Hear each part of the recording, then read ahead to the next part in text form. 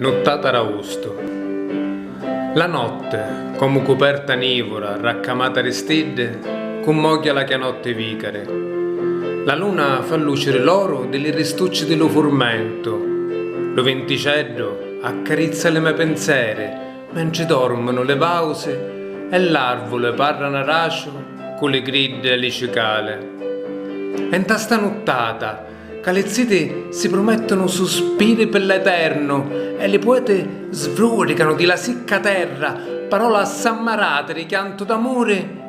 Io sento lume sangue vugghire di gioia, lo munno pare antichia più sincero e parlare di pace non è questione di fodde.